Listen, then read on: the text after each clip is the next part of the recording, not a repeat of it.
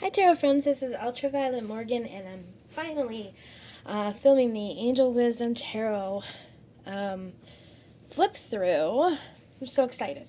I've actually tried it a couple of times with not such good success. And if you notice back here, I just have this tray of various things. There's some crystals, some regular old plain rocks for those of us who just love rocks. This one actually reminds me of the lines in your hand, if you can actually see the lines. Oops. And then just a bunch of little goofy things that all ended up sorted together on this plate, so I decided to throw it back there in the background and then give you a long explanation about it. So, anyway, on to the cards. So, Angel Wisdom Tarot cards, and I have cheated to just put them. We have this kind of box, the lift-out box, and it's a nice, sturdy box. We love it. Box is good. Thank you, angels, for guiding my path every day, is what it says inside there. And we do have a guidebook. It's a very nice guidebook. It is all in English. There's no pictures in the book. It is not a picture book. There's a lot of information in the beginning about getting to know your archangels, working with the archangels, and then some stuff also about the deck itself. I want to see, alright, I guess I'm focused in pretty well. Filming over by a window today, so I've got a lot of good natural light. Anyway, there's some information I'll cover when we get to the cards, which we're going to do right now. So the first card is the Dreamer. I really love this card. I actually have tons to say about this card. I've said tons about this card, but you guys are probably going to miss it because I'm over it. I've said it so many times. But I'll point out the window, or the door here, that the Dreamer is walking out of, which is not the inside of a house, but is the cosmos. And so, to me, this does represent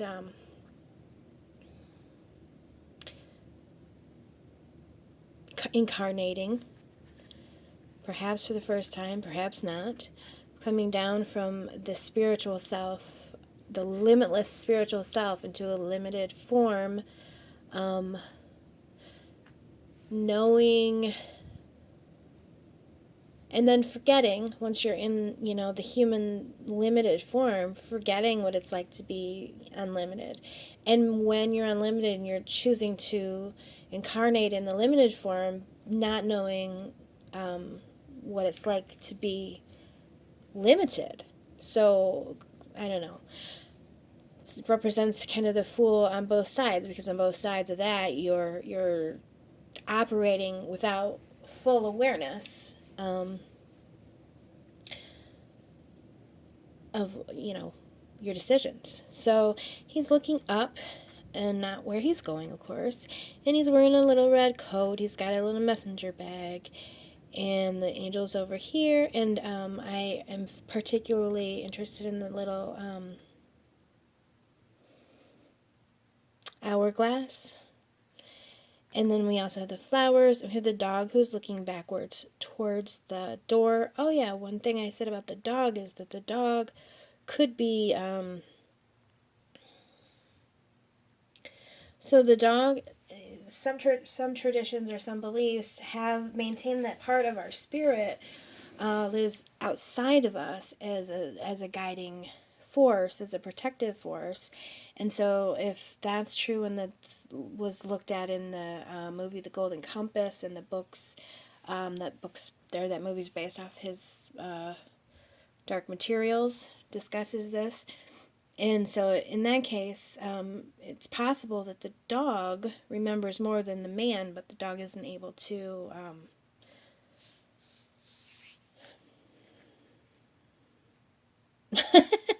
I keep just forgetting words randomly. I think maybe I should get myself checked out. The dog isn't able to communicate that to him because he doesn't have human language. So anyway, the angel down here. So according to, as the book says, man, this is just, how do I do this? Down here, in each corner is a little abbreviation for which angel is being represented in the card, and Emmy is Metatron. I just happen to remember that. And then the number for the card is over on this side. The borders for the majors are this golden brown color. It's really kind of pretty. Yeah, I want it down like that.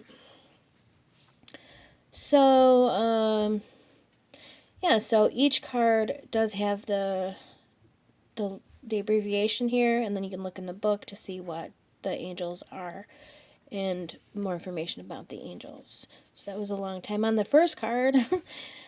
So the second card we have is the Magician, and we have the key down here for Raphael and number 1. And the Magician has, so we have the lilies and we have the roses, and we have the wand, and his hand down here is pointing down.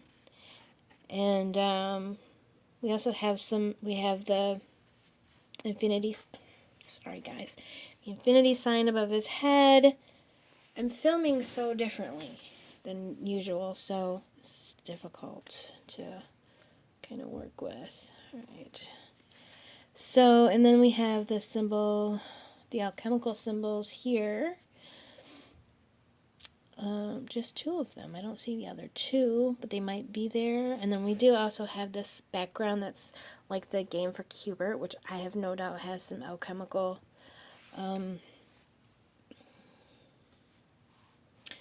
meaning. And the table, rather than being the usual table, is more like a lectern, and there's 2. Which reminds me of, or makes me think of the High Priestess with the 2 pillars. And there's a book and a feather. And then there's also this cube, which I think is quite interesting. I know there's a meaning to that cube, and I think that's the symbol for Mars on the cube. So here when we move on to number 2, the High Priestess, again, there's all sorts of little symbols. We see her bare feet. We see this water running out beneath her feet, which I love. Like the water in this deck is so amazing. So amazing. She's wearing blue. She's holding fruit, which could be an apple or a pomegranate. We have the yin and yang symbols. And there's this like silver pitcher, and then again we have with the cube with the moon on it, and the moon and the shooting star. But what I first noticed when I saw this card was that the pillars, my first thought was these pillars are both white. But then I looked at it, and they are. I mean, I do believe that they're both white.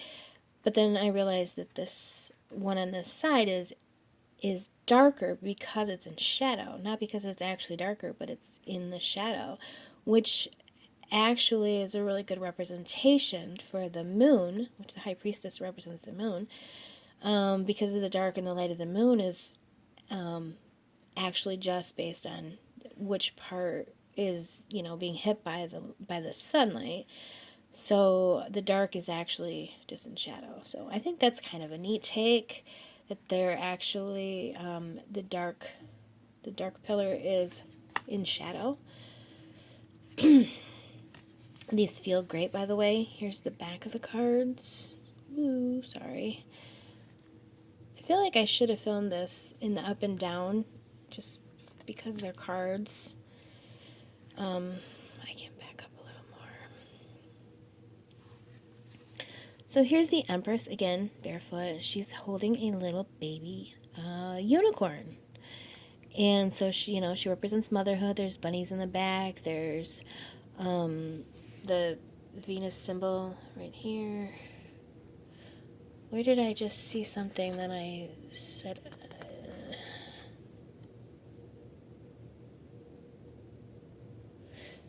Okay, so actually, is that Venus?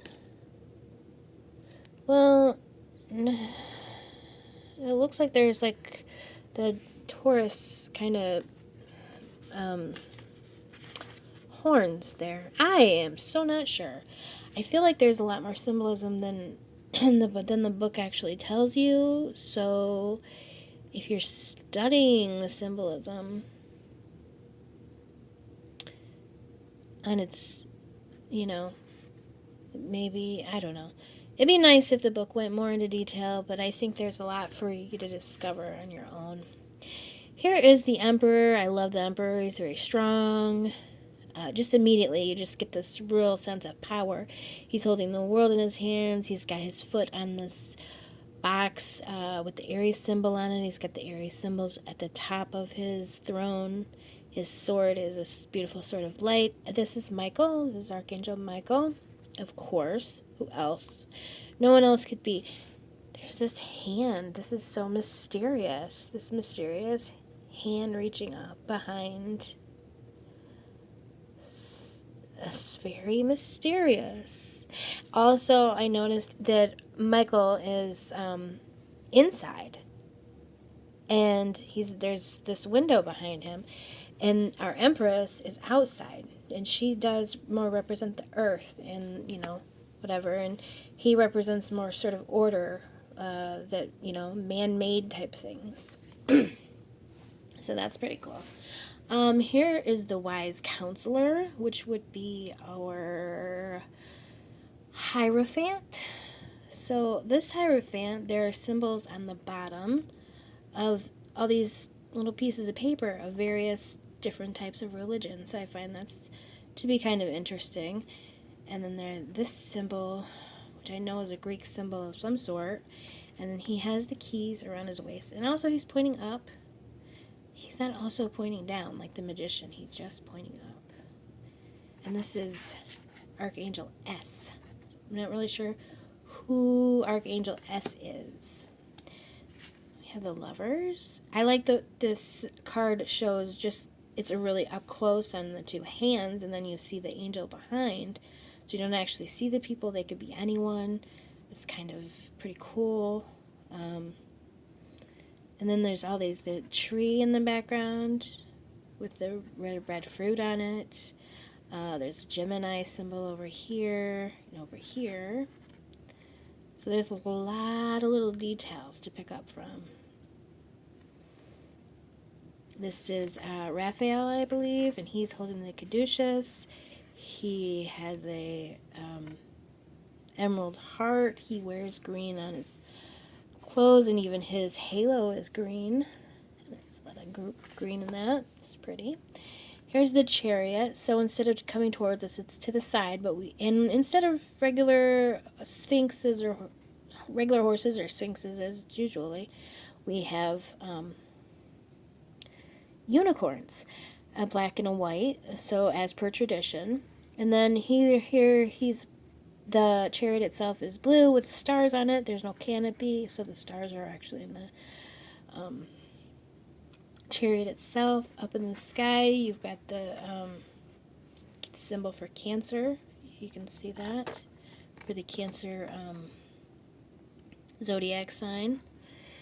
So yeah, that's pretty cool. We have the Justice card with the scales. We have the two swords. Kind of everything is equal, balanced.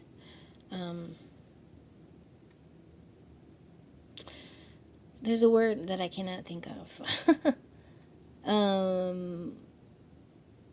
Symmetrical. Yeah, everything is balanced and symmetrical with the two swords on either side. And then this symbol down here, which I believe is the Omega sign. As in, I am the Alpha and the Omega.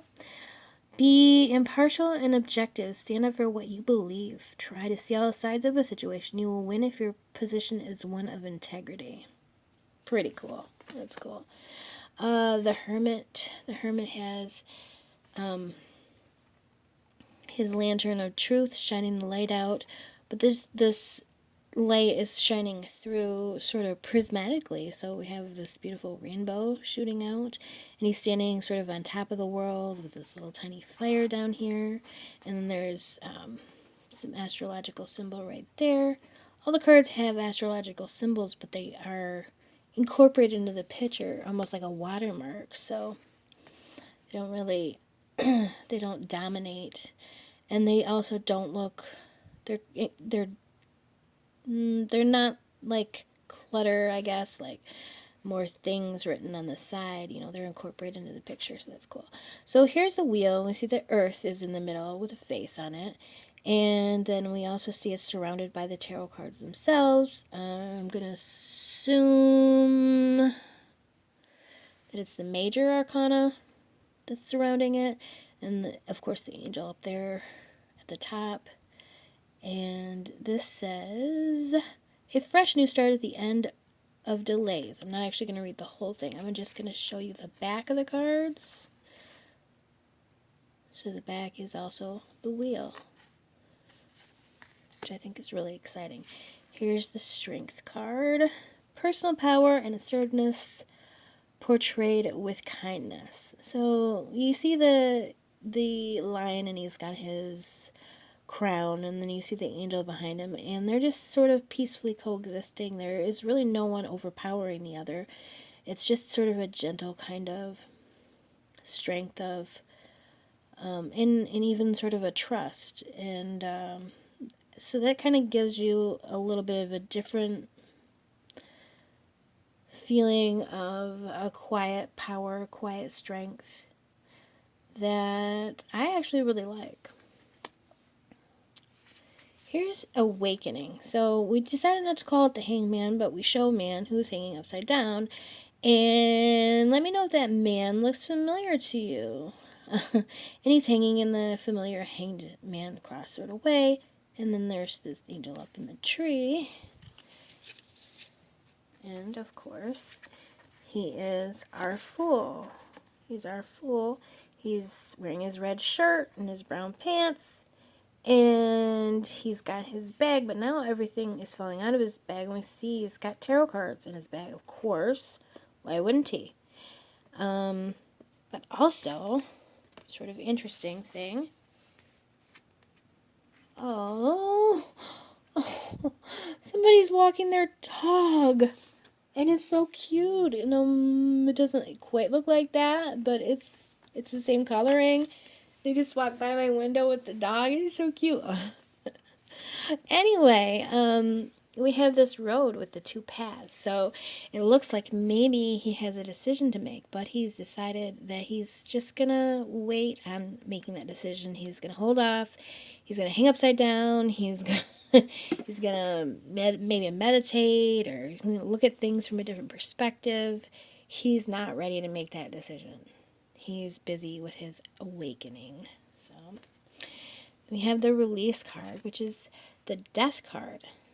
So this is really beautiful. And I think it says AZ, so I'm going to guess perhaps this is Azrael, as I do believe Azrael is the angel of death. We have the two towers. It reminds me a lot of the Moon card. And this is a really non-scary, beautiful card for a death card. It says endings that lead to new beginnings, the need to release situations or people that hold you back, spiritual transformation. So I think that's really beautiful. Then we have the Balance card. So this would be Temperance. And I noticed that any of the cards, not just scary cards, but basically cards where your average non-tarot knowing person wouldn't recognize the word like Hierophant or Temperance. Those cards have also been replaced with a word that's got more immediately recognizable and understanding. So, balance is about balance. Makes it simple. I mean, it does say on here, blending your own ideas with others, or the ideas of others with your own, whatever, to create something extraordinary. Successful compromise, the power of diversity, self-control, patience, and balance. So yeah, we have this beautiful, and then there's a rainbow that goes in between the two cups, which I like because my own personal opinion is that in the Temperance card, the angel is not pouring a liquid into another cup, because in every case it's always shown being poured at an angle. And so I actually think that the angel is drawing up from one cup to the other, that more like evaporation, which is one of the parts of alchemy. I think it's called something else, but it is a part of alchemy. So yeah, that's my personal opinion about. So I like this because you can see that the light is moving, to the cups. It's not being poured. So I don't know. To me, that's pretty cool. So here is our devil card. It's called Ego, and it's perfect. It couldn't be more perfect. We have this Archangel Michael, I think, breaking those chains and just freeing this poor little blinded girl. Just busting out of her chains. That's perfect. Then we have the transformation card. This confused me because I thought it was, when I first saw transformation, I assumed it was the death card because we always say, transformation. But it's actually the tower. So we have the tower, and then we have the scaffolding as they're rebuilding the tower. So this is almost like after the tower, like that we are used to seeing, because the damage is being repaired. So that's kind of interesting. And it says a significant life experience that requires changes to be made. So that's pretty cool. And then Angel C. I don't know who the angel is for C. But that's okay. I'm going to probably just do the majors and then upload the majors and then do the minors as a part 2. The star card is probably my favorite card from the deck. I love the star card. The water, it looks amazing. The water pouring out of the buckets, it looks amazing. You have the Aquarius symbol, and it looks like this really beautiful scarf kind of hanging down. And I just am so impressed with the beauty of this card. And the angel herself is so pretty. She reminds me of Whitney on Passions, if anyone's seen that show. That was a long time ago. So really beautiful. Or even kind of actually the girl that plays her daughter on the show she's on now does kind of look like Trina from General Hospital. Interesting. I never really noticed. Okay, so back to the tarot. The moon card is really pretty. We have the towers. We have the Pisces symbol on the towers. We have, instead of the road, it looks like a river. Maybe it's a road. I don't know. We have the dog. We have the wolf. We don't have the crab or the whatever it is coming up out of the water. So that's something that's a little different. We do have some more little bare feet. I like this. I'm going to call this, if my nickname for this is probably going to be the Barefoot Tarot. There's a lot of bare feet. There's some more bare feet. The sun. So again, we have the hourglass.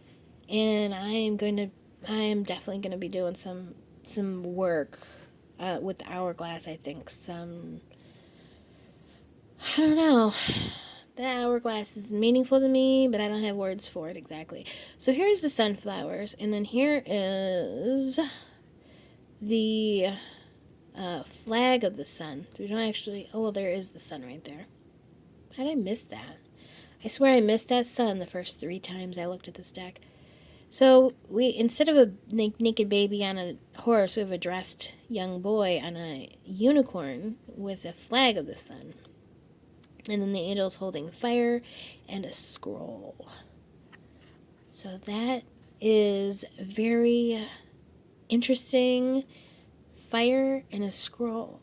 So, like, words and fire. I mean, these are the things that make us like the gods instead of like the other animals, I suppose, is our ability to write and communicate with words, and or control the fire. So it's pretty interesting. So that's the sun.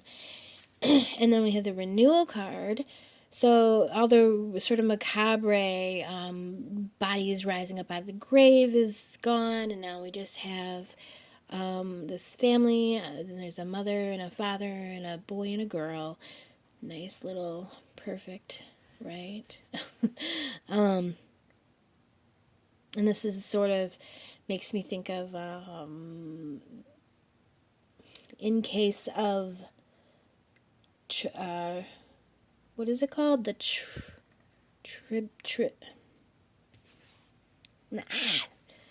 I forgot, where two people just are supposed to disappear in mid-traffic, whatever. Oh, boy. And these flags that I don't really know, I don't really understand what they are exactly or how they pertain to this card, but it's a beautiful, positive image, and we're focusing on renewal rather than the judgment aspect, which is pretty, I guess that's good. Okay, so I'm just going to move on to the next card. And then finally, for the final card for the major arcana is the World. And now that I think about, okay, so that this angel is J.O. And I think we just saw her in the star card. Yeah, she is the same, J.O. And she's wearing the same dress as well. She's holding the two wands. She's barefooted. And then we have the alchemical symbols looking like Christmas tree ornaments sort of dangling from the trees. And we have the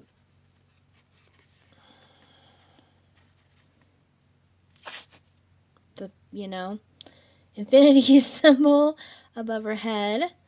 And then we have the laurel leaves that we normally do see in this card. So that is the major arcana. There's our zodiac symbol right there. I don't know all the symbols, so yeah, that's the major arcana of the Angel Wisdom Tarot, and I'm going to upload this, and I'll be back again. Thank you, tarot friends. Please subscribe if you haven't yet. Give me a thumbs up. All the things. Comments down below what your thoughts are, and we'll see you next time. Until then, be well, and thank you for joining us.